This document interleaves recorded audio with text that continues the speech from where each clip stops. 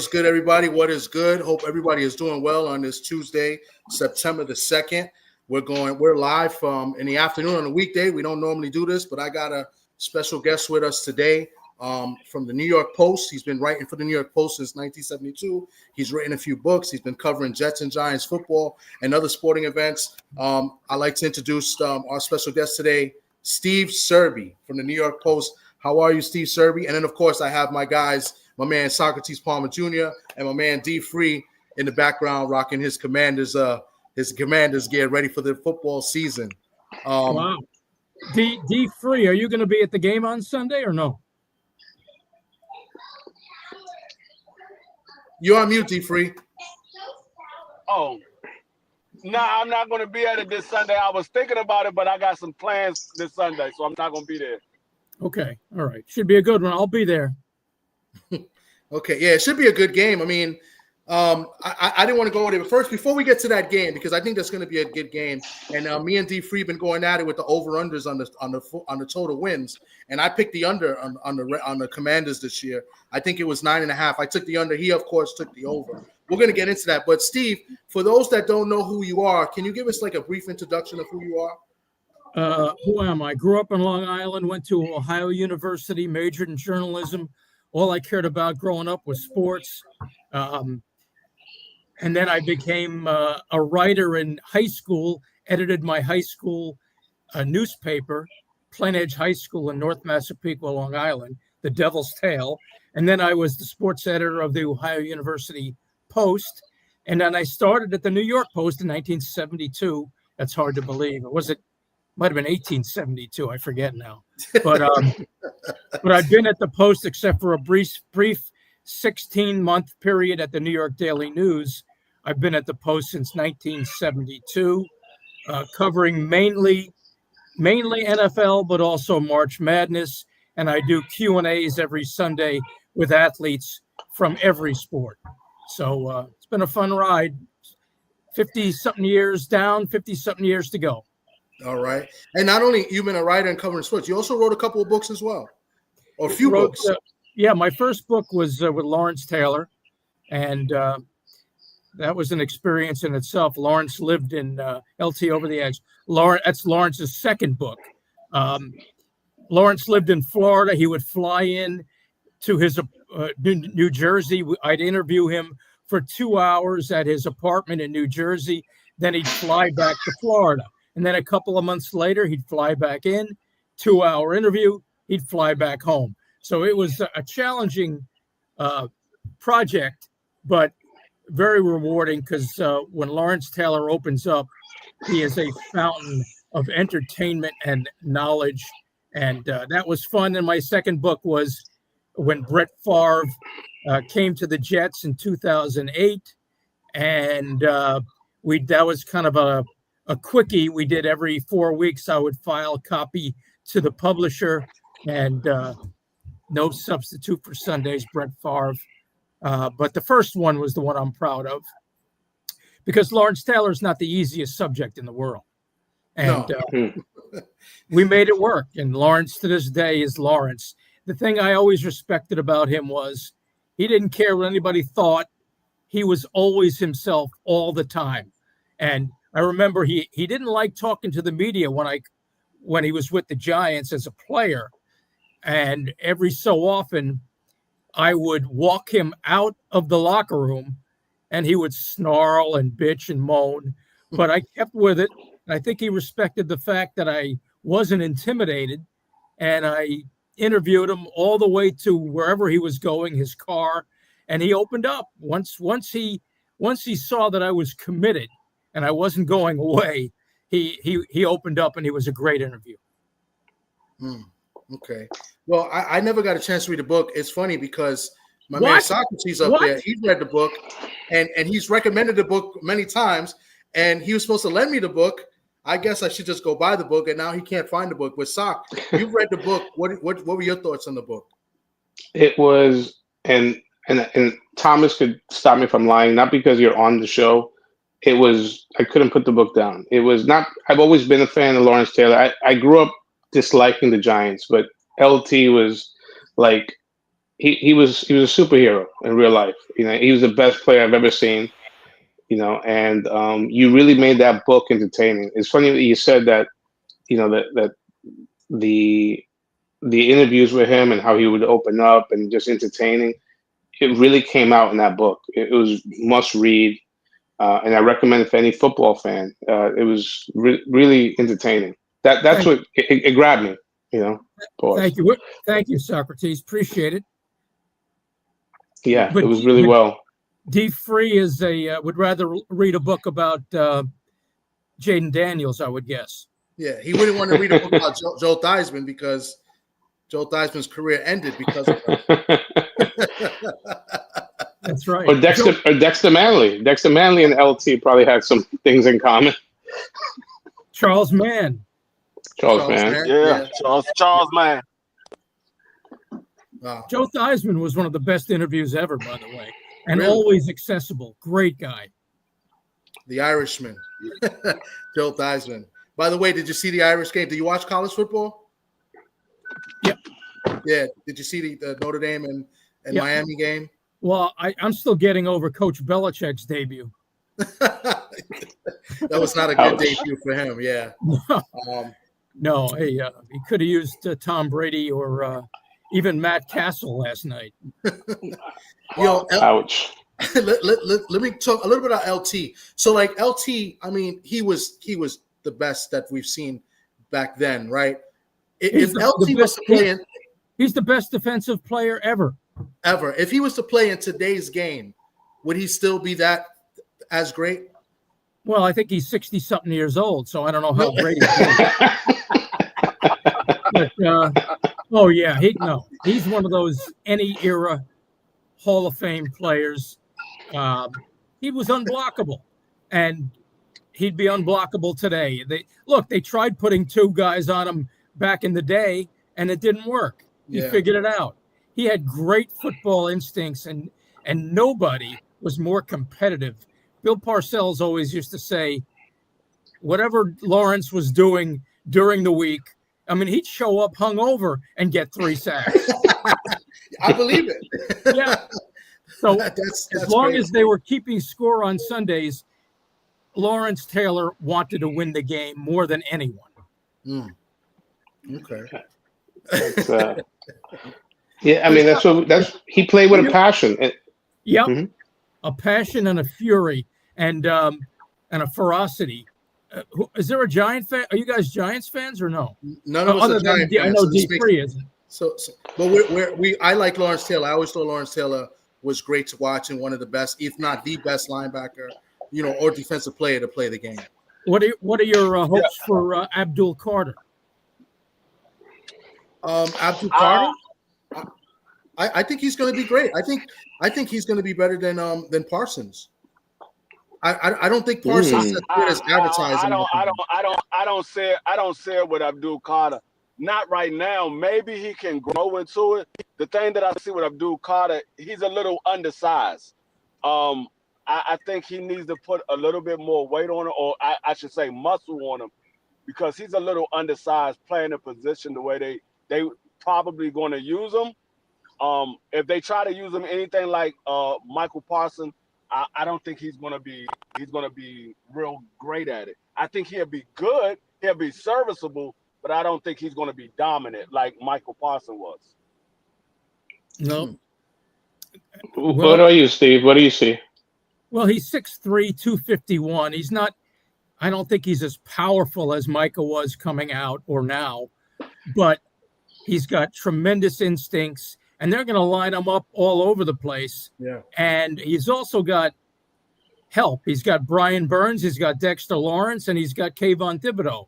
So it's pick your poison. That's going to help Abdul Carter. He will have more help than Micah Parsons had in his rookie year. Do you think Thibodeau has underachieved? Do you think Thibodeau? I'm sorry, D. I was going to ask you about Thibodeau. Yeah, for a 5th overall pick, he's underachieved a little bit. But remember, he had 11.5 sacks in his second year, and he had 5.5 last year, and he missed 5 or 6 games. So I think the best is yet to come from him. Okay. So Him is and it safe Carter to will say- complement each other. Absolutely. And Thibodeau is stronger and faster this year than he has been, and he thinks wrestling will help him take the quarterback to the ground. So I wouldn't be surprised if he has a double-digit sack year at all. It's safe to say that D. Free's not going to be happy after the end of this week's game. Oh, me? Yeah, because he's a Commanders fan. So You talking about me? yeah, because you're the Commanders no, play the Giants. I'm gonna be fine because we got the one guy that shut down Abdul Carter when they played against each other. Abdul Carter had no pass rush, no sacks, no hits. So I'm cool. He can go against Josh Conley if he wants to. He remember what Josh Conley did to him. I'm just teasing D. Free because he's been talking a lot about the Commanders, as he should. The NFC Championship game last year. He has high expectations for the Commanders, as he should. I just think that they're not going to achieve what they did last year. That's just me. What do you think about the NFC East? What are your thoughts on the Giants this year? What's the outlook for them? I think they're going. Go ahead. My bad. No, go ahead. I was just going to say that to Thomas' little smart comment. They're going to achieve a lot more than the Seattle Seahawks. We're not talking about the Seahawks. We're talking about the NFC East. But Steve Serby, go ahead. And what do you think about the NFC East and the outlook in the Giants? Well, it's the Eagles division. They're the class of maybe the NFC, the entire NFC. But the Cowboys are going to finish last, as far as I'm concerned, and the Giants are going to they're going to be right there with the Commanders. And if they upset the Commanders on Sunday, the Giants are going to be challenging for second place in that division. And maybe, again, they got to get through this 4-game gauntlet at the start of the year, a murderous schedule. Mm-hmm. Second week at Dallas, which is not as tough a game as it looked a few days ago or a week ago. And then they've got home games against the Chiefs and the Chargers. So I just think there's going to be a lot of pressure on the Commanders. And I think the Giants are a possible sleeper team in the NFC. And if they beat the Commanders on opening day, second place is wide open in the NFC East. You know what's funny about that? The reason we asked too, because we do over-unders on this channel, right? And we pick like 4 or 5 teams, and then we look at what the over-under is on team wins this year. The Giants are set at 5.5. Yeah, I would take the over. Yeah, I love the over. I think the Giants are going to win more. I think they could win 8 to 9 games this year. It would not surprise me if they win 8 games at all. Anybody else opinions on that? So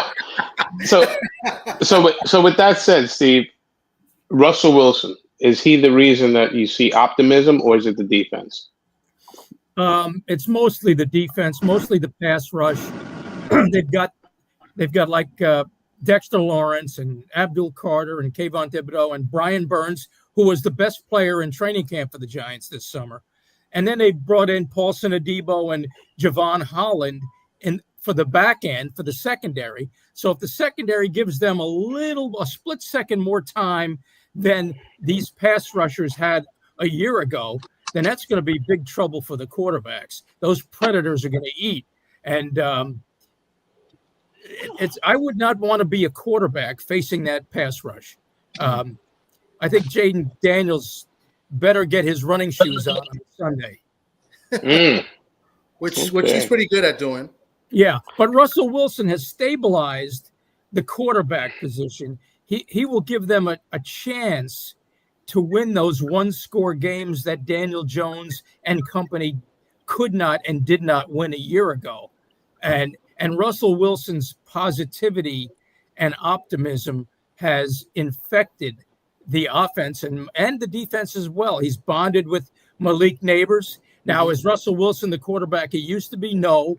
But as long as he can manage the game, and don't forget that I think the defense is going to give him favorable field position, and you've got Graham Gano back healthy again, and you know how much this league is decided by 6 points or less, or 7 points or less, or 3 points or less. So if Russell Wilson does not do anything stupid and can manage the game, I think the defense is going to set him up in good field position. And look, they only scored 16.1 points a game last year, the Giants. They should be able to better that, and they have to better that. And you've got Brian Dable and Russell Wilson seem to have bonded as well. And Russell Wilson has so much experience that Daniel Jones did not have. And Brian Dable likes that. And that's why Dable and Mike Kafka, who will be calling the plays, are more optimistic about this offense than they were a year ago. And then, of course, it comes down to the offensive line, too. Yeah. A lot will hinge on whether left tackle Andrew Thomas is healthy. Mm-hmm. Steve, have you gotten a chance to speak with Russell Wilson or do any one-on-one interviews with him since he's been a Giant? And any experience over the years with him? Because a lot of players have come out and said things about Russell Wilson. He comes off like almost as a phony. People say like he's got a little A-Rod in him. What has been your experience with Russell Wilson? Well, I have not interviewed him. I have not formally met him. I've been there at his press conferences. Yeah, I've been there at his press conference. He's very entertaining and very long-winded. He'll talk on and on and on. But more importantly is the leadership that he has given a team that needed leadership on that side of the ball, especially. And the players have been raving about him. Now let's see what happens when the real games count. And but they've bought into Russell Wilson, and whatever has happened in the past in Denver and in Pittsburgh, they don't care about that. This is the Russell Wilson they know and they like, and they're willing to go to war with him and eager to go to war with him. Okay. Again, let me ask you, how much he has left? Who knows? We'll find out in a hurry. Yeah. If he doesn't, he better start. He better win. He better win fairly early because Jackson Dart will be nipping at his heels. Not even Winston. Winston is isn't Winston the backup? No. I think Dart will be. It sounds like Dart's going to be the backup. Winston the number 3. Wow. Okay. Go ahead, D. Free. No, I was just about to ask you about Jackson Dart. I was going to ask you how does the players feel about Jackson Dart? Oh, they love his swagger. They love his moxie. He is fearless. He can make all the throws. He can run the ball. The only negative is he doesn't like to slide. And we saw that in preseason. He got the wind knocked out of him. At the time, the Giants feared it could be a concussion. He had to go under the blue tent for the concussion test, but his competitive fire can sometimes rage out of control. They've got to convince him to slide when he gets his opportunity, because in the NFL, the players are bigger and stronger and more vicious. So, but they love everything about this kid. And they don't want to throw him to the wolves in that early, tough, rugged schedule. But whenever Brian Dable thinks he's ready, whenever Brian Dable thinks he gives the Giants their best chance to win, he'll be in there. And it's everybody's guess as to when that will be. But Russell Wilson could use a fast start to keep Jackson Dart on the sidelines for as long as he can. It's going to be tough. They got those first 4 games. It's really tough. Well, they beat the Commanders. That's 1-0. Right, D. Free? No, it won't happen.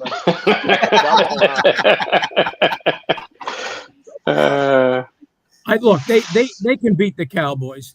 The Cowboys have beaten them seemingly forever. They can beat the Cowboys now that they gave up their best defensive player.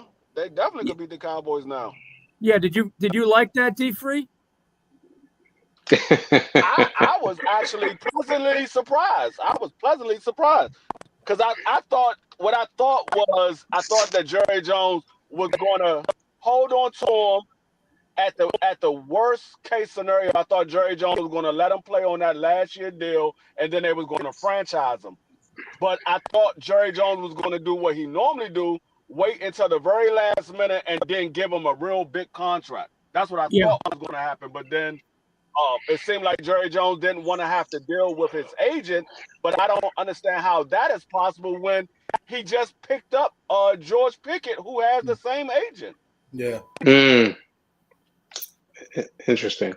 Yeah, crazy do it. Jerry Jones, he wants his headlines. Have you seen that Netflix documentary on Jerry Jones? No, The Cowboys. Yeah. I'm gonna make it must watch. Is it? How? What were your thoughts on it? Oh, it's really good. It's really good.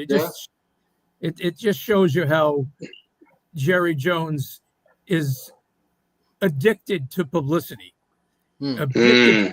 addicted to the bright lights. And look, he's made a fortune as a great businessman, but as a GM, he's been awful. Terrible. Steve, you had mentioned Brian Dable's name a couple of times. Is Brian Dable coaching for his job this year? I mean, every coach is in the NFL, but how stable is Brian Dable? Well, he's got to win. He's got to win more than 4 games, I would think. But they would like Joe Schoen and Brian Dable came in together. Joe Schoen, I don't believe, is in any trouble whatsoever. He's had 2 really good drafts in a row. So given his preference, Joe Schoen would like to keep Brian Dable, but it's a results-oriented business. You got to win some games. Now, right. John Mara would ideally like to keep Brian Dable because Dable is considered an offensive guru and a quarterback whisperer.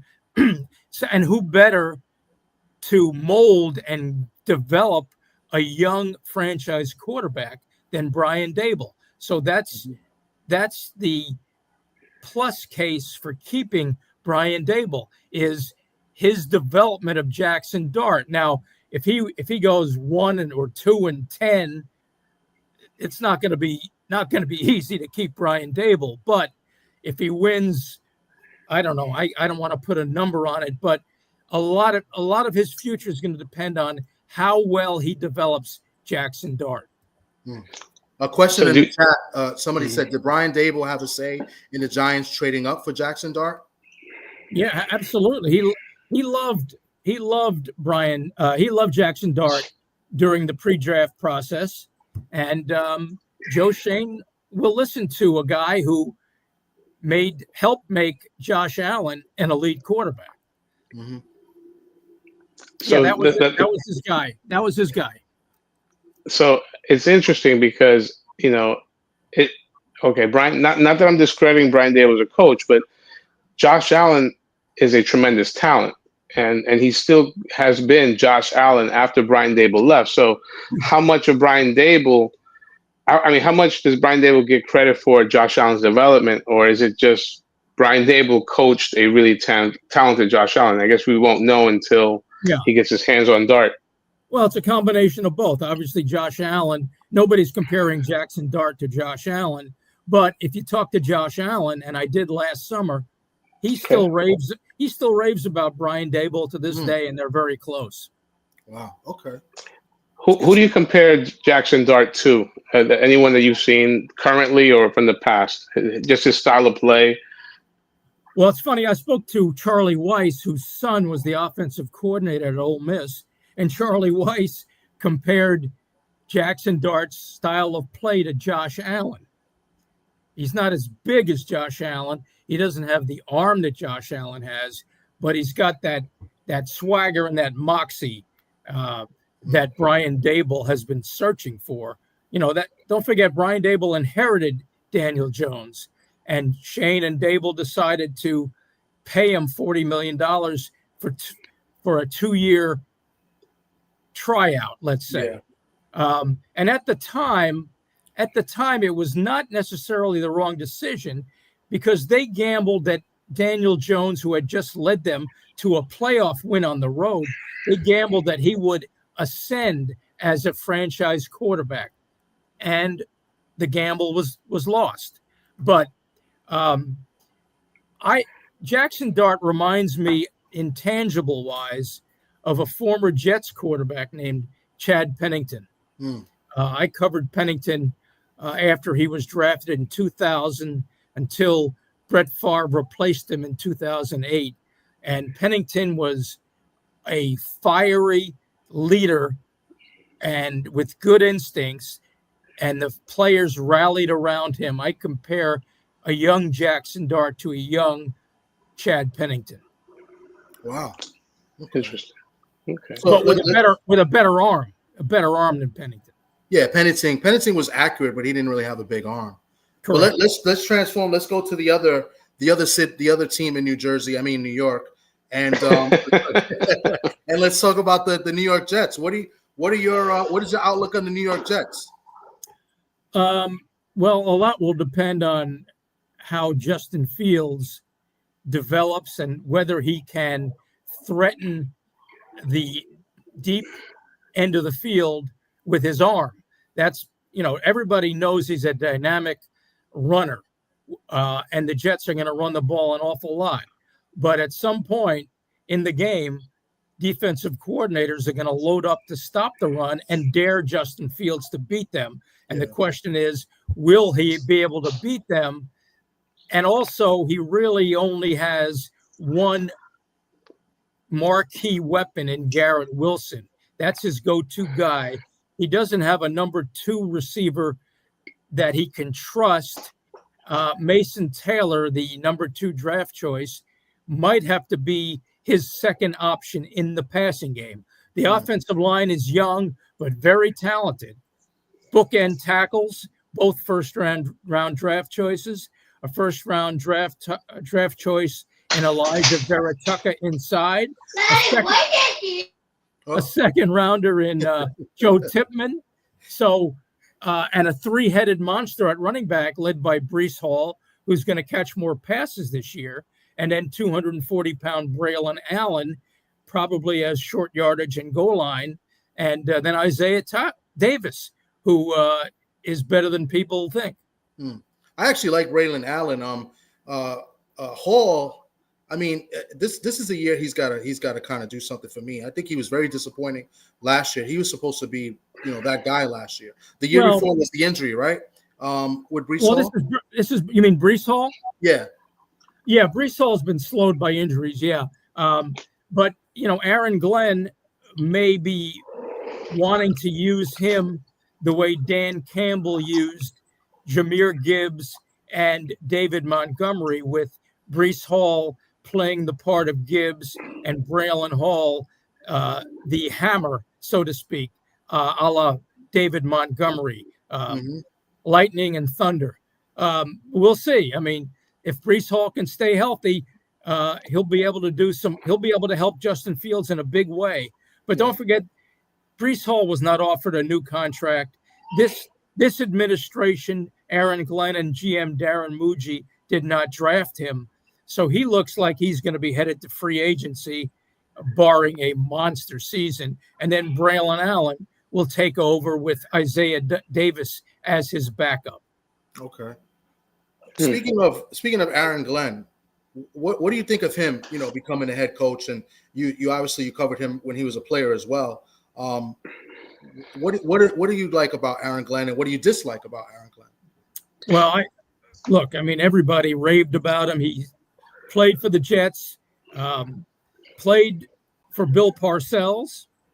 Bill Parcells is his mentor, which is never a bad thing. Mm-hmm. And if you listen to Aaron Glenn, I hear the same things I remember hearing at Bill Parcells' press conferences.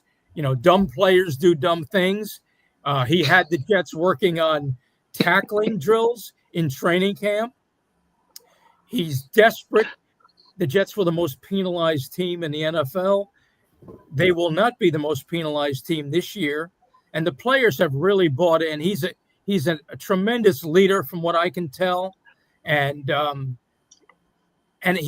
he has related to the fan base. He told them in the summer, I feel their pain, and he wants to change that. He wants a Jets team that Jets fans can be proud of. And I think they're going to be a tough out. I think their defense, a lot will depend on the health of Jermaine Johnson. who's back from missing almost all of last year, and Will McDonald on the opposite end, rushing the passer. And again, the Jamie Sherwood has to replace C.J. Mosley. Sherwood is a tackling machine.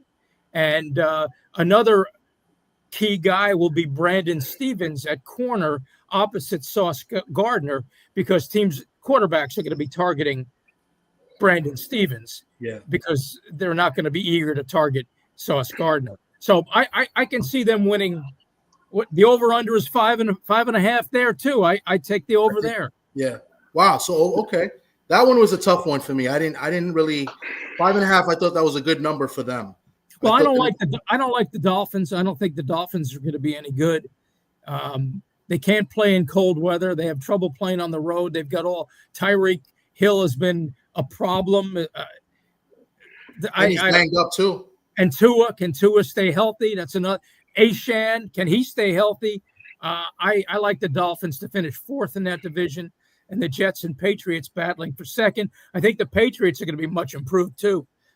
Drake May is going to be much better with Josh McDaniels as his offensive coordinator. They've got Stephon Diggs now. They got a number 2 draft choice, Trevion Henderson, who's electric and dynamic, and Mike Vrabel is going to instill discipline to that team. So watch out for the Patriots; they'll be much improved too. And it helps. It helps when you got one of the easiest schedules too. The Patriots have an easy schedule this year. Yeah, so, I mean, that does help. They played the Dolphins twice and the Jets twice. Some people might consider that very easy, but I think they'll probably split with the Jets. They usually do, but I wouldn't be surprised if they swept the Dolphins. They open up with the Raiders at home. That should be an easy win for the Patriots. What do you think? Well, there's no easy. There's no easy. Socrates is a Raider fan, so that's why. Okay. Well, Socrates must be happy about the rookie running back, right? I believe the Raiders have a lot of talent on offense. I think we have the best tight end in the league, and I think Gentry is going to be a top 10 running back. So I'm optimistic, and we have an adult in the room. You know, he's a little older, but he's a young older, and Pete Carroll. You know, you mentioned McDaniels, who was a disaster, but I think you have a respectable guy calling the shots, and that counts for a lot in the NFL. And he's got Chip Kelly as his offensive coordinator, right? Yeah, that's right. It was a good coaching mind. What do you think of Geno leaving Thomas's Seahawks? I think Geno's going to benefit playing indoors. That's number one. I think he's very accurate. It's about keeping him upright. The offensive line, to me, scares me. I'll be honest with you. It didn't look good in preseason, but, I think he's definitely an upgrade to what we had. And I think he's going to play with a chip on his shoulder. I think he's going to be okay. Tough division, though. The best. I think it's the toughest division in the league. Yeah, probably that or the there's a couple of them. There's the NFC North, and there's the AFC North. Yeah. You had mentioned Aaron Glenn. Is there a distinct atmosphere difference from last year with Saleh? Is there anything that stands out that that you say, things may be different now? Yeah, it just seems like. Well, don't forget, Aaron Rodgers was there last year, and that created a whole different dynamic. Aaron Glenn didn't want to start his coaching tenure with Aaron Rodgers casting a giant shadow over him and Muji and the team. He credited Aaron Rodgers with helping some of his current players because Rodgers has a tremendous knowledge of football, as we know. But you've got a lot of baggage that comes along with him, and Aaron Glenn justifiably wanted a clean slate. He wanted a buy-in completely to Aaron Glenn, not a buy-in to Aaron Glenn and Aaron Rodgers. So that's why he made the move to Justin Fields, and I can completely understand that. And Aaron, the Giants surprised me by waiting as long as they did for Aaron Rodgers after Matthew Stafford decided to go back to the Rams because I didn't think Aaron Rodgers and the Giants was a good match either. So, look, he's 41 years old. He'll be 42 in December. This is his last hurrah, most likely. Who knows how healthy who knows whether he can stand up to 17 games. He's in decline. He can still throw the ball. And if anybody can get whatever's left in him out of him, it'll be Mike Tomlin, I believe. But the Jets have bought into Aaron Glenn in a way that I didn't see them buy in to Robert Saleh. And the owner is behind him, which is very important. The owner was not behind Robert Saleh, as we know, firing him after 5 games. Yeah. Steve, over the years, I mean, we're very lucky that in New York or in New Jersey, we have 2 teams. But the history of the 2 teams is very different. You know, is it ownership that the Giants have had success and the Jets haven't, or is it just luck? Why can't the Jets why haven't the Jets been able to get over the hump over the last 50 years? Ownership's a big part of it. And the Jets have been a graveyard for head coaches and quarterbacks. And if you don't have a head coach, look at the Chiefs, Andy Reid, Patrick Mahomes, right? They got great ownership as well. If you don't, how many quarterbacks have the Jets had since the turn of the century alone? It seems like it's one thing after the next with the Jets. It's one dysfunction after the next. That's why I think Aaron Glenn was a really good hire, because he knows the kind of culture he wants to build. He has seen it done under Dan Campbell. He has seen it done under Parcells when Aaron Glenn played with the Jets, when Parcells took them to the 1998 AFC Championship game in Denver. So he knows what it takes. And the Jets thought Robert Saleh would be a CEO / leader, and it turned out he was not. And Zach Wilson, wrong quarterback and wrong coach. They teamed Zach Wilson with a rookie offensive coordinator. It didn't work. When Zach Wilson flopped as the number 2 pick overall, that's why they brought in Aaron Rodgers. And now Saleh's gone, and the man that drafted Zach Wilson, Joe Douglas, is gone, and here we are. But look, there are Giant fans that blame John Mara for 1 playoff win since 2011, and John Mara has had his flaws and has his faults as well, with all the changes at head coach that he made after Tom Coughlin, and that's why he was so reluctant to be impatient this time and kept Joe Schoen and Brian Daboll, which I believe was the right call. And but John Mara likes Joe Schoen. Again, Schoen has had 2 good drafts in a row, and now the Giants seem to be an ascending team in my view. And John Mara may be rewarded for his patience this time. Wow. Okay. Huh.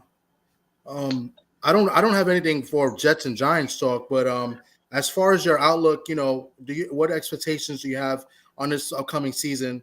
You said the Jets and Giants both are going to hit that over the mark that was set for them, 5.5 wins. You can see the Giants maybe battling for second. What do you think? What would be your preseason prediction for the Super Bowl? Let's just go there for now. Well, I have to wait for our New York Post pullout before I divulge. It will not be the Jets versus the Giants. Once again, that's all I can tell you. It won't be the Patriots. It won't be the Dolphins. It won't be the Cowboys. That's. And I'm sorry, Thomas. It won't be the Seahawks. Nah, it won't be the Seahawks. I know that, and it won't be the Commanders either, D. Freeze. So don't get excited. So, how come? Why are you a Seahawks fan, by the way, Thomas? Well, I like the Seahawks because I used to like the Giants too, right? And the Seahawks are kind of like my AFC team, and I'm a big Notre Dame fan. So when I was young as a kid, I liked Rick Meyer. And I really believe Rick Meyer was going to be the next Joe Montana. And I was wrong. So I started liking the Seahawks even more because of Rick Meyer. And so that, then they got Ricky Waters, and so I just love the Seahawks then. And then when them, they were like my AFC team. And then when they moved to the NFC, I couldn't really like two teams in the same conference. So I was like, you know what? I'm gonna ride with Seattle because they're different. Nobody else likes Seattle. I can own Seattle, and and I just started rocking with the Seahawks. And they were a bad team. It's not like I jumped on the wagon or anything. I jumped on the wagon because I thought Rick Meyer was going to be great. I was wrong, and so I've been a Seahawks fan since then. Yeah, well, I want to give you a little. Steve, he went with his heart, and he's been suffering ever since. No, I've seen the Super Bowl. That's right. That's right. What do you think of Russell Wilson then with the Giants? I think Russell Wilson helps them. I think it's everything you said. I think he plays hard. He wants to win. He's usually the first guy on the field, or the first guy at practice, or the first guy there prepping for the games. That's always been Russell Wilson. He's there, and he has that positive attitude. I think in the locker room. So I think it's a big plus. He can make the big plays. I think you're right. He has to manage the offense, not try to make big plays. Listen, in Seattle, he was a game manager that made big plays. He throws a great deep ball. He knows to throw great. The thing with Russell Wilson, I used to criticize a lot. He doesn't really throw over the middle much. He didn't do that with Seattle. It's always the outside, and then maybe he'll utilize his tight ends and his legs. But he doesn't really throw over the middle as much. He didn't do that much with the Seahawks. And the Seahawks, they were what they were. Even when the Seahawks were good, their best receiver was a non-drafted guy in Doug Baldwin. So I mean, Russell Wilson to me I think he's overachieved in the league. I think he's a future Hall of Famer if he could play at the high level for another few years. So I think it's a great move for the Giants. Especially with that defense, putting them in great field position. He's just got to capitalize on that in those games. Those receivers love that moon ball that he throws. I'll tell you that. Yeah. And just target Malik Neighbors as often as you can. That will help. That might help. Yeah. Hey, do you guys play fantasy football? Yeah. Yes. You? Yes. Yeah, I'm in 5 leagues. Yeah. I'm in a bunch. I'm in a handful of leagues too. All right, I have a question. Who would you pick with the number 8 pick? Yeah, How many teams? 12. How many? 12 team? I mean, it depends who got taken. You figure. All right. Best player available. All right. Yeah. Chase is gone. Bijan's gone. Saquon's gone. CD's gone. Jefferson's gone. Gibbs is gone. Well, so you pick 8, and then you have what? The 4th pick in the next round? Yeah, 13. Help me. Help me out, Tom. I've seen the Raiders running back get picked in the first round. I've seen Jonathan Taylor get picked at the late end of the first round in 12-team leagues. Yeah. I'm trying to think because I'm in a couple of 10-team leagues and a couple of 12-team leagues. But I had the 4th pick. And the 4th pick I ended up with Barkley. Barkley was there for me. I had to take him. What do you think about McCaffrey? I don't think he's first round. I think he's more of like a 3rd round. But I like McCaffrey. In our draft, we do a fun draft. Me and D Free were, and they laughed at when I picked him. And I was like, "What are you crazy? It's a PPR league. He gets a lot of receptions." So I liked.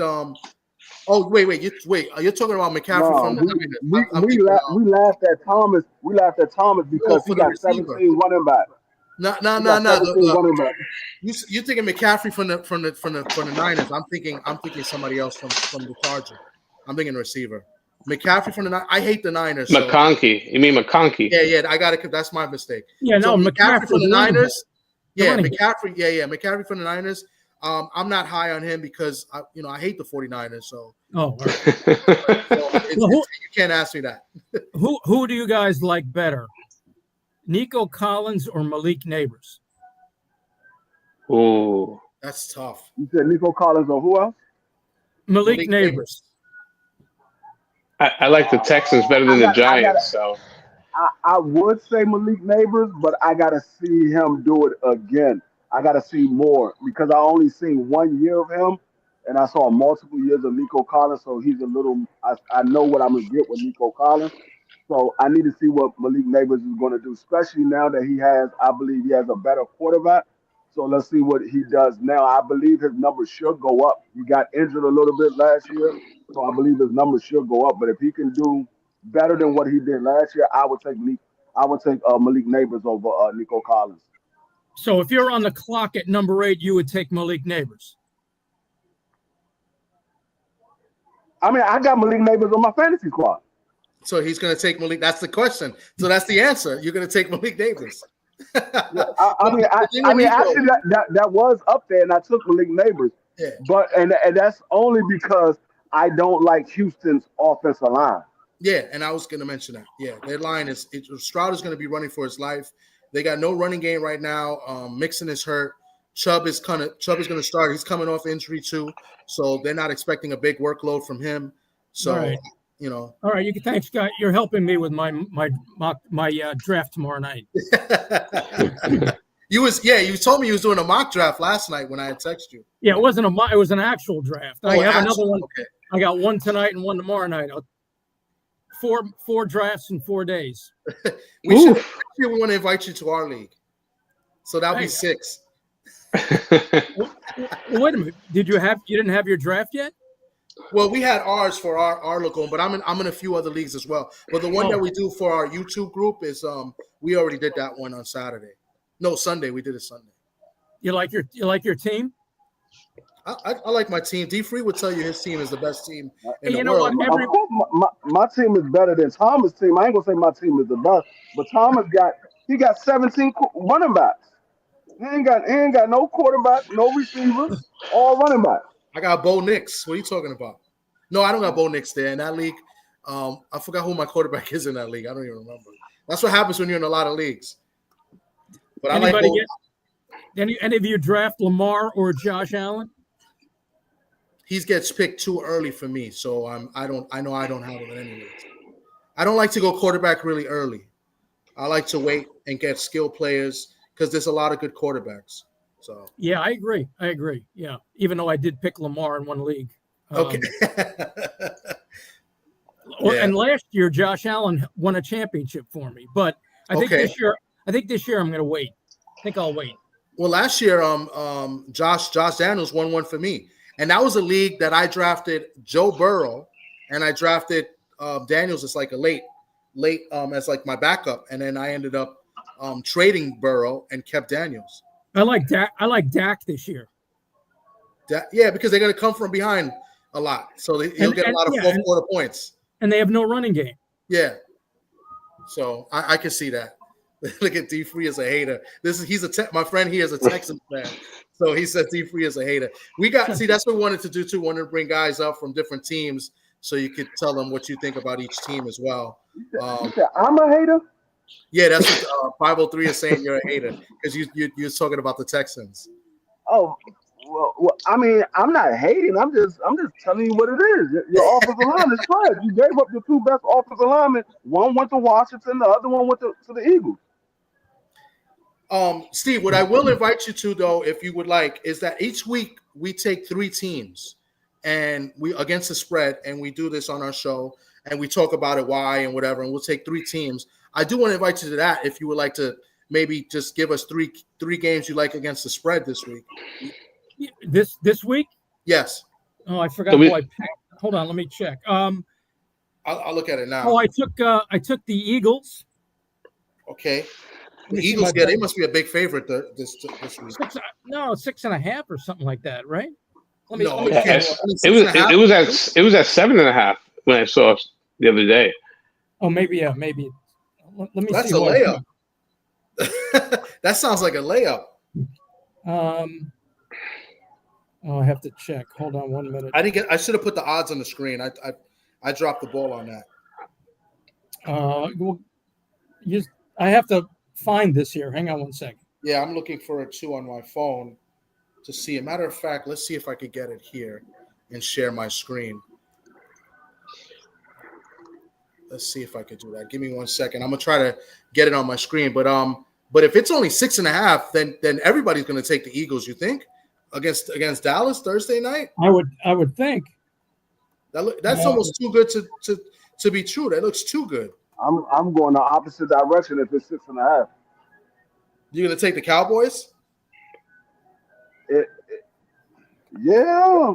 I mean they run. I mean 6.5. I take Cowboys with the point. I think it's going to be a high-scoring game. I think the Cowboys are going to put up some points. I want to see. I think they're going to put up points too. I want to see those receivers against that Philly secondary. Pickens and Lamb. D-Free, you don't want to listen to this. I took the Giants as a best bet. Ooh. What's the spread? The spread there? I think I already went against the Giants. I already got money against the Giants with the point. 6 points on the line that I got. So Washington favored by 6? Yep. Oh, yep. And I got Washington. I got Washington -6. Oh wow. Wow. I think we're gonna win. I think we're gonna win by a touchdown, maybe 10 points. 2 scores. Okay. I hope you didn't bet too much on that one. Right. We'll see what those corners gonna do when they got to worry about 4 or 5 guys instead of just one guy. Oh. Well, all right. That's why they play the games, right? That's right. Yeah. That's why Terry have fun against the Giants every year. Let me see if I can share my screen here, and I'll load it up from DraftKings. Let me see if it lets me. Hold on 1 second. I'm gonna try to get it here, and boom. So like right now here on DraftKings, Eagles are 8.5 favorites. Then Friday in Brazil, the Chargers are getting 3 against the Chiefs. That's interesting. I don't think the Chiefs are going to be as good as what people may think. I hope not. I think Patrick Mahomes is on the decline. So the Giants are getting 5.5. We'll just say 6. So Giants +6 is one of Steve Serby's picks. Any other ones? You said you like the Eagles as well, right? But the Eagles and Giants are 2 of them. I may have been the Jaguars home opener. I might have picked them. The Jaguars are -3.5 against the Panthers. That's not bad. Yeah, I think that may have been the one I picked. Okay, that's not a bad choice either. At home. What about Seattle getting 2.5 at home versus San Francisco? I think I took favorite 2. They +2.5. Yeah, they're getting 2.5. I'm going with San Fran. I'm sure you are. I think I did too. Killing me, Swamp. This one's interesting. The Packers are 2.5 over the Lions in Green Bay. I think I took the Lions only because it doesn't make sense. Yeah, that line don't make sense to me as well. Houston getting 2.5 at the Rams. I think the Rams are going to be a pretty good team. I like the Rams there. Sorry. Yeah, I like the Rams if Stafford can survive. As 503, is he taking that bet? 503 don't really take bet on the games. But I'm sure he likes the Texans there. But I like the Rams there, and I hate the Rams, but I like the Rams getting favorite 2.5 at home. Stock, you like anything look out to you? The Raiders getting 2.5 at New England.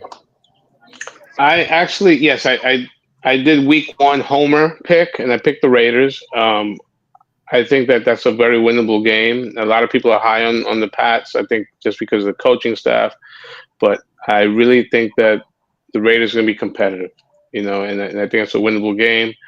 I was still on the fence with a couple other games. Browns and Cincinnati kind of stands out to me, but that's a real rivalry game. I'm leaning with Cincinnati, and probably the third game.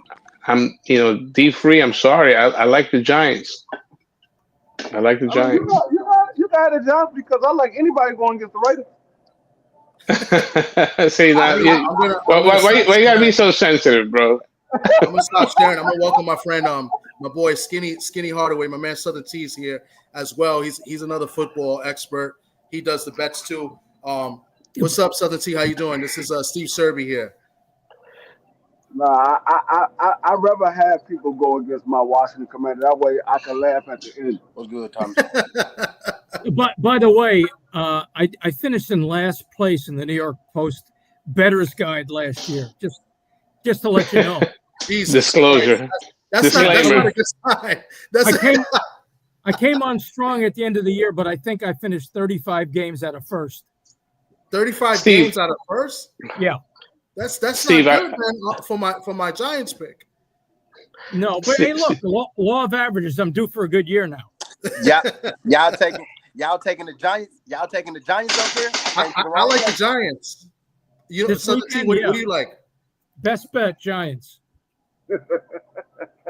Southern T, what you know what I mean? What do you like this week? You mean like prop wise or like game wise? The game, the spreads, for what you like now. I mean, it's early, but what you looking at now? Like, I give you one. I like the Titans with the 7.5. Titans 7.5. Mind you, he's from Memphis and he's a Titans fan. Just so you know. But the Titans. Hey, look, how often it happens, right? But it's the NFL. Games are close. I get a touchdown, I'm taking it. That's true. 7.5. You're right, and it's at Denver. It's Denver's got high expectations too. What do you think about Denver this year, Steve? I like Denver. I love the fact that it's Sean Payton and Bo Nix together for the second year, and they arguably have the best defense in the NFL. So they have the best corner in Patrick Surtain, and they drafted this kid Jahdae Barron, another corner in the first round. That division, look at the coaches in that division: Andy Reid, Jim Harbaugh, Pete Carroll, and Sean Payton. I think the Broncos are going to be in the playoffs, and they could go deep in the playoffs. Okay. Well, I'm high on Bo Nix this year, so that was why I took him in most fantasy leagues that I'm in. That was I was high on him as a quarterback, so I do think the Broncos will do well. It is a tough division. So that's why I asked. But that's just some good points you made. Their defense is really stacked. And they got a rookie running back they like in R.J. Harvey. R.J. Harvey's good too. Yeah. To pair with Dobbins. So look, anytime you got Sean Payton, you're going to be in contention. Any other picks stand out with any of you guys? What do you think of that? What do you think of that Ravens Bills opener? That's tough. Like a Sunday night game. I'm thinking under. I'm thinking under in that one. Bills, Ravens, thinking they go under. It's not bad. Everybody thinks they're gonna score first game of the year.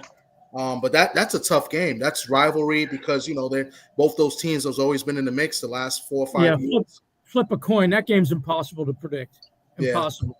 And it's not cold enough in Buffalo to matter. Yeah. I was there in Buffalo when they met in the playoffs last year, and I thought the Ravens would beat them, and I was wrong. Andrews, so who do you like coming out of the AFC? Or do you think the Chiefs still reign supreme? Steve. Coming out, I'm not going to divulge again who's coming out of the AFC. I can't.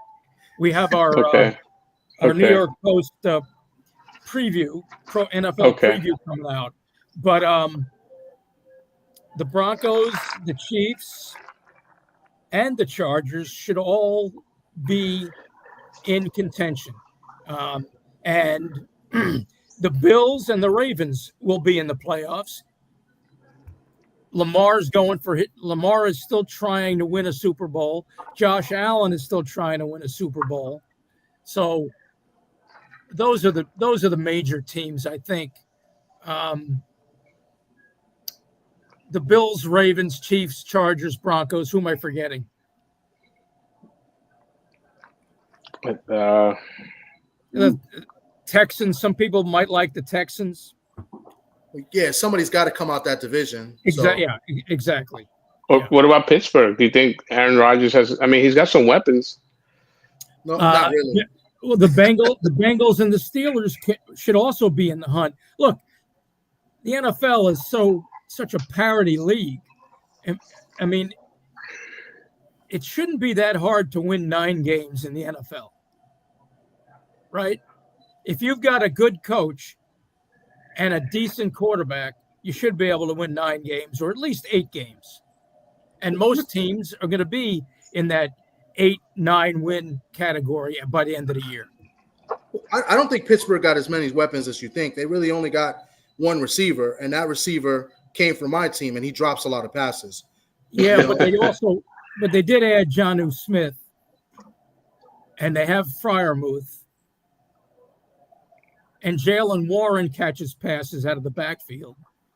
So, and they're the going to run the defense. ball, and they're going to run the ball, and Yeah. the defense is really good.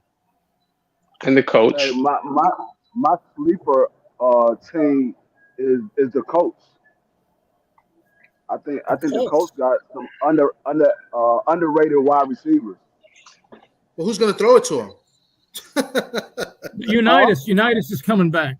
Hey, I mean, we laugh at Daniel Don, but he can play good at stretches. All he need to do is just do enough to win the division because the division is not strong. No, the division is very winnable, but I still like the Texans. I think that's a sleeper team to come out and can possibly win a division. Could happen, but I like the Texan defense with Danielle Hunter and Will Anderson Jr. Yeah. Somebody said the Titans. See, I wanted Skinny Southern T to talk about the Titans. He's a Titans fan.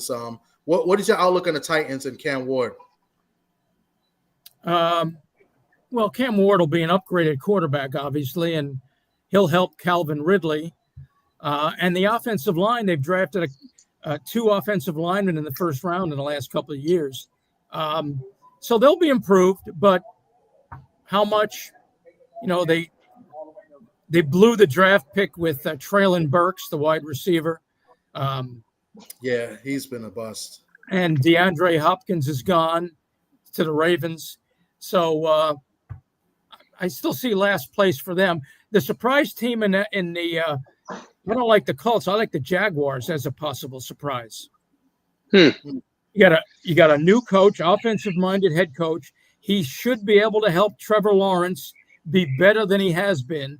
And they've got Travis Hunter now alongside Brian Thomas Jr.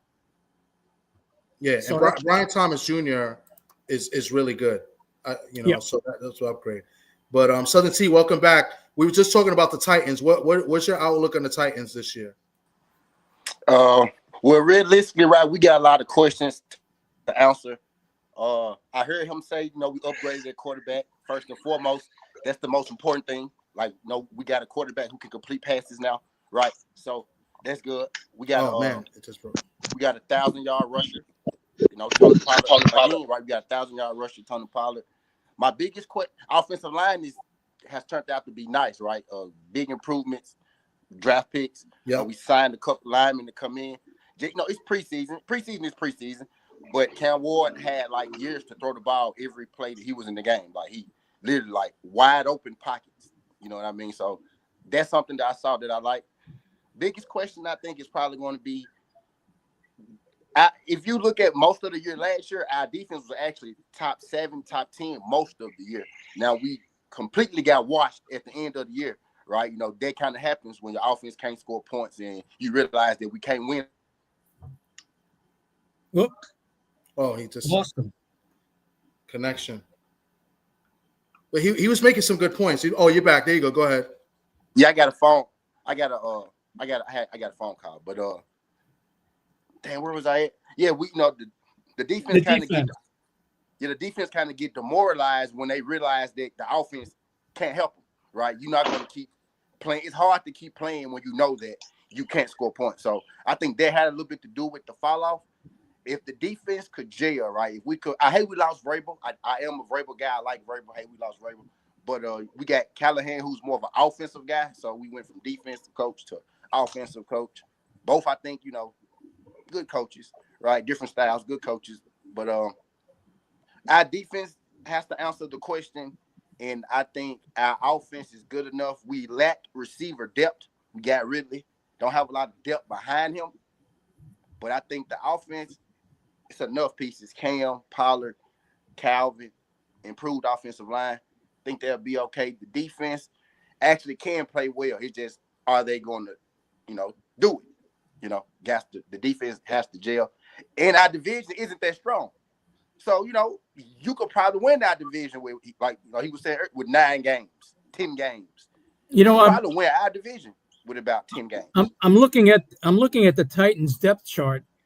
Other than Calvin Ridley, all I see is Tyler Lockett, and Van Jefferson.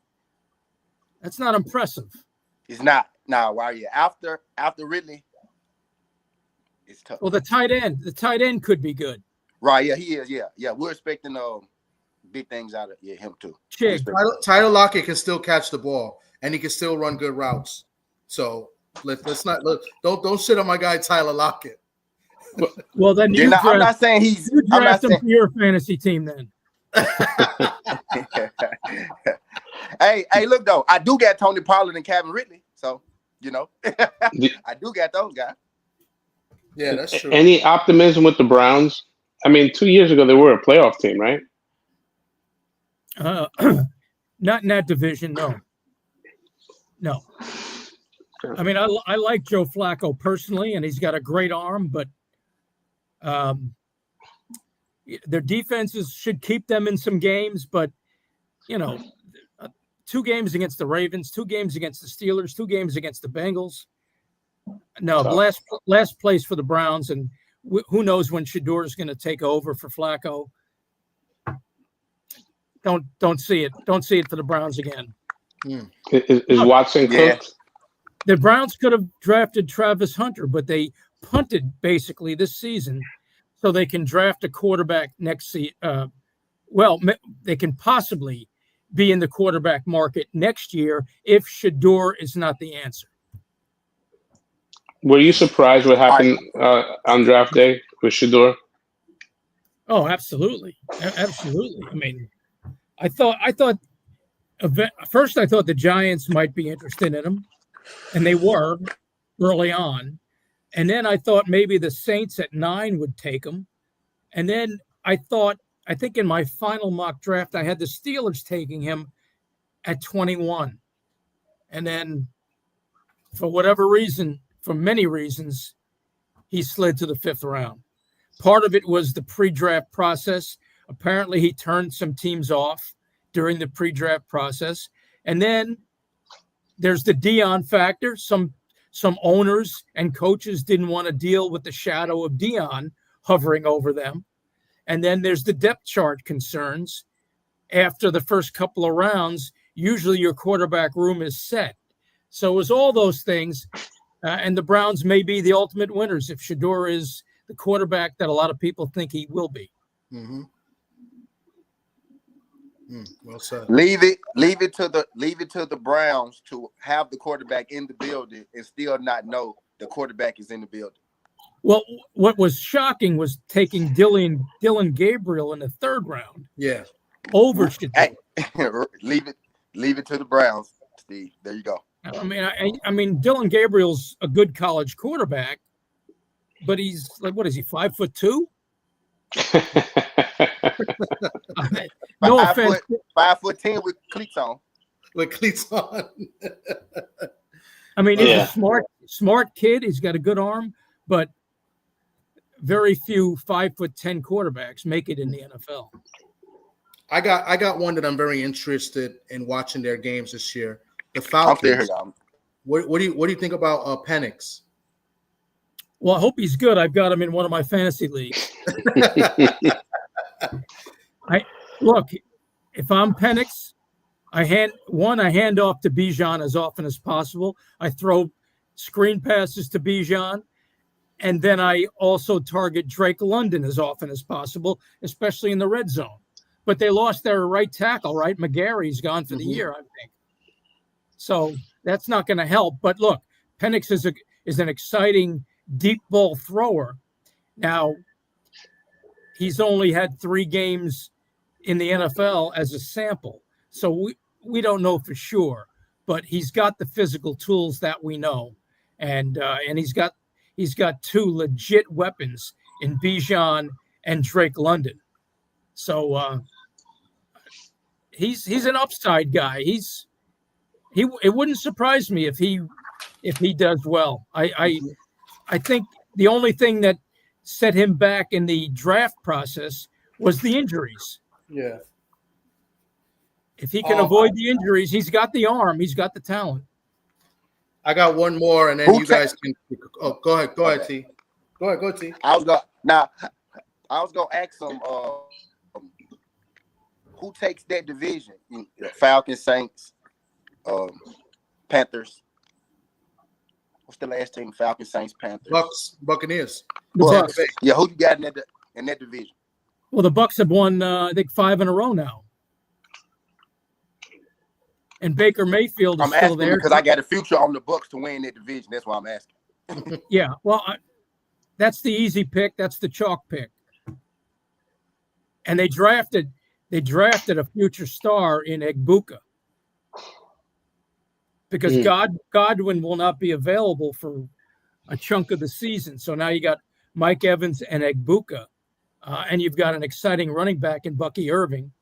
And you've got, I think Hassan Reddick is there now rushing the passer, right? Yeah, I think so. With correct. Yeah, and Todd Bowles running the defense. So the Bucs are easily the team to beat in that division. Yeah.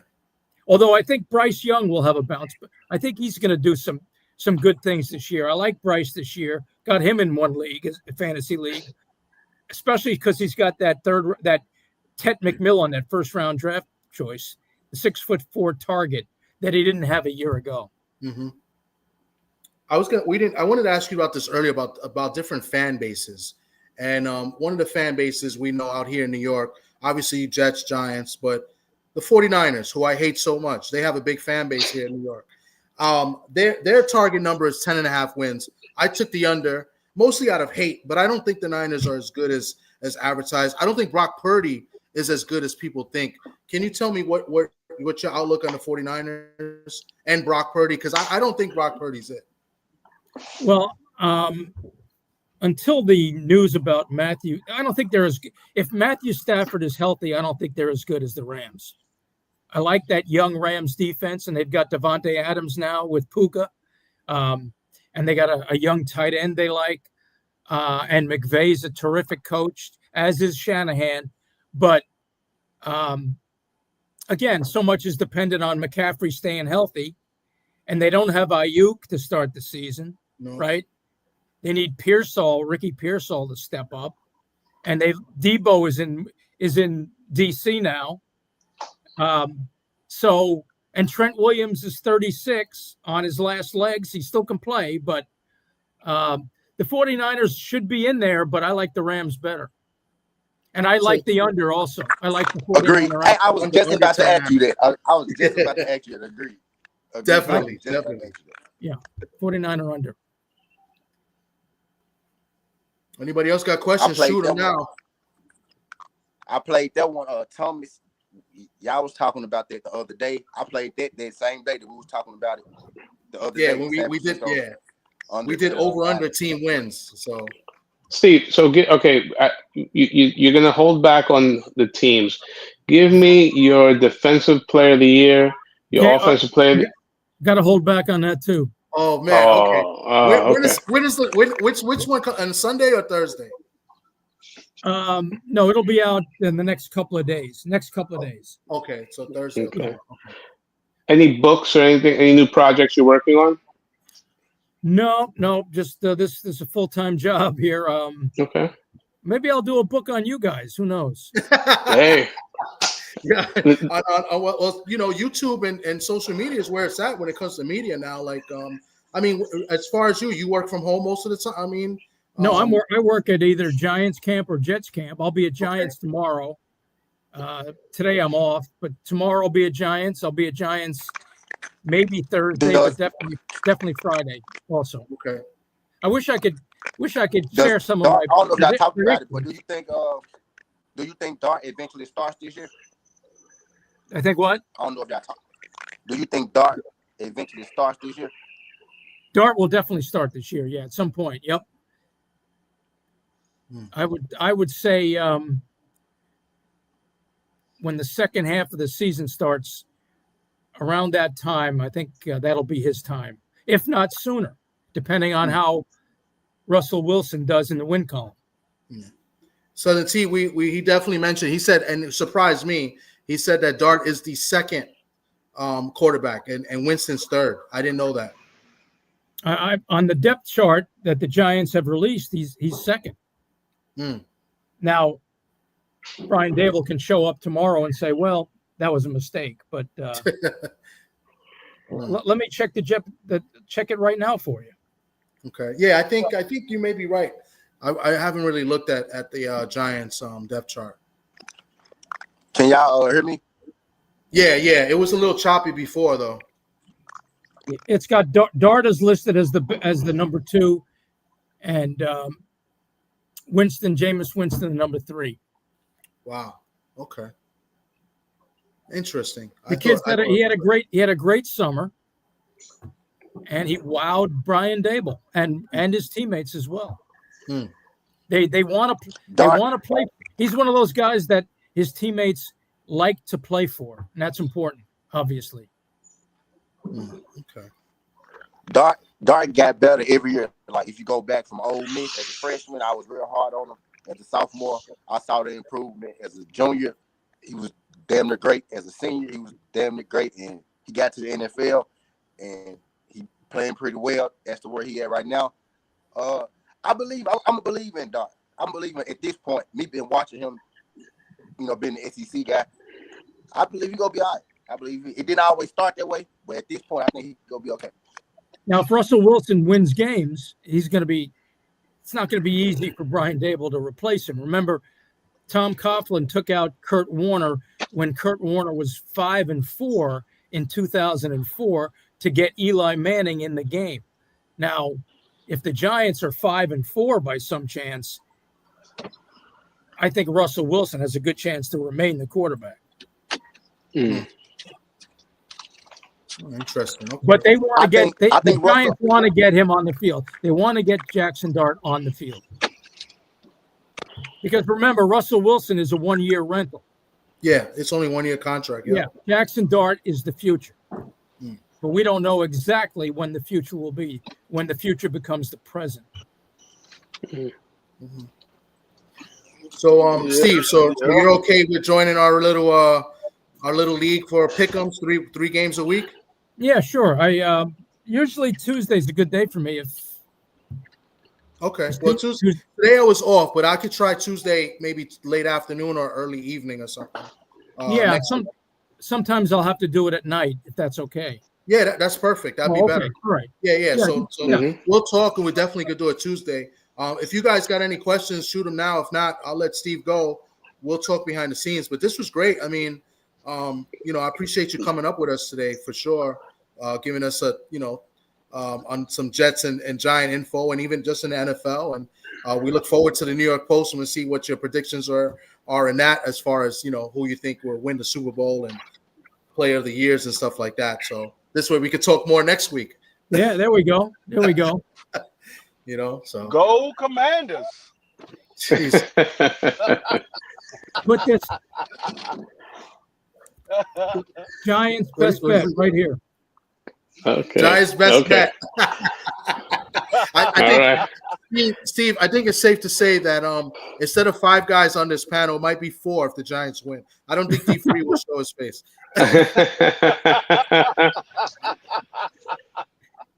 But I definitely appreciate this. This was great. My pleasure. Anytime, and maybe I'll see you guys next week. Whatever, right? Nah, for sure, definitely. We now have a professional in football now talking with us. Yeah. Don't forget. They used to call me Mr. Loser. So remember. Well, you did say you finished 30 games behind first place last year. 30. I think it was 35. But who's counting? So you know what? That could be a good thing because then what we do is we go against your picks and we make money going against you. Well, the problem is sometimes I went against my own picks last year and I still lost. So buyer beware. Okay. Steve Serby has been great, and thank you for coming on. I appreciate you, man. We'll let you go, and we'll see you next week, hopefully. Thank you. My pleasure. Thank you. Guys. Thanks, guys. All right. Take care. See you. Peace. That was Steve Serby of the New York Post. He's also written a couple of books. He's written a book about Lawrence Taylor and Brett Favre. That was pretty cool, good, pretty different. We come up here, we talk, and we give our picks and our analysis and stuff. We're fans, and he's a sports fan too, right? That's how it started out before he became a writer. So this was pretty cool to get kind of an expert in there. I mean, we're all experts in our own right, you know what I'm saying? So, and we all do well in our own right. We do our picks. That's why I invited Southern T, because Southern T does great on his picks. Socrates is doing good when we do our picks. D Free as well, and me. I try to hang in there. So. But this was dope. If you guys got anything else you want to talk about, we can talk about it. I don't have anything to do, but I appreciate you guys coming on with us. I thought this was a great interview, great live. So.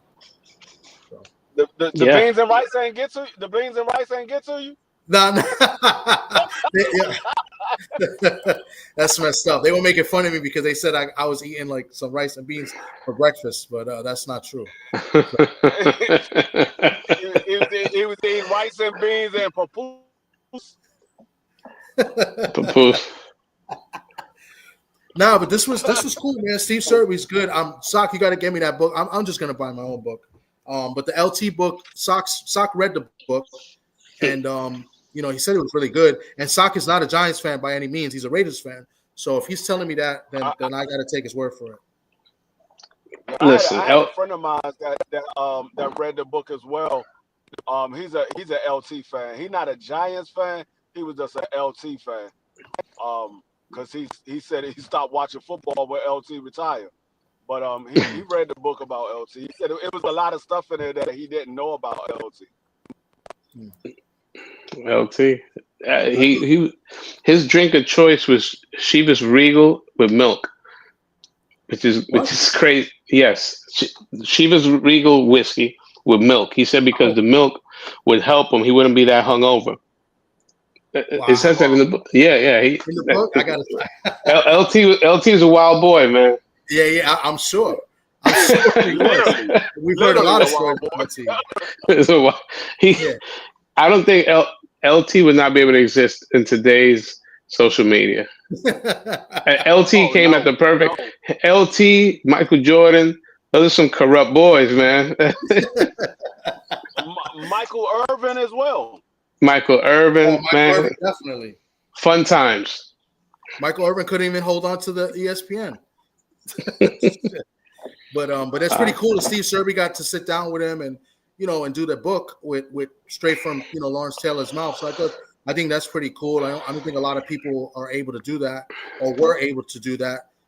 He did say that was the second LT book ever written, was his book. Yeah, I think that's pretty cool. Yeah, and wow, this is cool. Man. This was good. There were other questions I wanted to ask him about just him as a reporter now past COVID, but maybe we can ask him next week. I mean, we have him on. I got some questions I want to ask him next time we have him on. I was doing a lot of moving around, so I didn't want to have all the background noise in. But I got some questions I want to ask him about the referee and the new technology for the chain. The new technology for the chain game. Excellent. Yeah, that'd be great. Yeah. No, but definitely now that he's given us, hopefully, and he doesn't have to be on an hour or so with us. He could be on 20 minutes and we could ask questions and he could do his picks and then we could go in and do our picks and maybe a little bit earlier than what we do every week. But still, to have a guy like him on there, I think that would boost the show and just help out in general, So, and even the experts don't get it right. He said he was 35 games under the pace. Speaking with Pedro in boxing, Pedro told me about a writer who was a great writer and for boxing writer, but he used to be bad on his predictions. So, it happens. My peoples, I got to run. Yeah. Good show, Tom. Good job. Thank D you. Free. Thank you for coming up. D Free. Take it easy, brother. Sir. All right. You guys, All right, man. I appreciate you guys. I guess we're gonna sign off. Southern T, I think, was having problems. I'm gonna try to text him in a minute, but this was dope. Hopefully, I could get Southern T back up Tuesday when he's on again, and he can ask his questions. You know what I'm saying? But this was cool. This was dope, man. We have fun with it. This is a hobby of ours. We like talking football and we like talking boxing. Later on, I'm gonna come on around 7:00, talk a little boxing. I want to talk about the first 8 months, the 2/3 of the year. When boxing, and we're just gonna cook on that. D Free, hopefully you'll come and join us, and so we'll do that, and then we got BVO later on after that. But man, this is all fun, and it's cool when we get these experts on, these journalists and writers. I try to get interviews on for us. You know what I'm saying, to get a different aspect from the people that are in the business. So hopefully next Tuesday he comes on and we have more fun as well. So. With that being said, D Free, if you got anything, we out. Nah, we out, man. We out. All right, guys. Appreciate you guys. We'll catch you later on tonight around 7:00. All right. Peace out, guys. Let me figure out how I end this stream.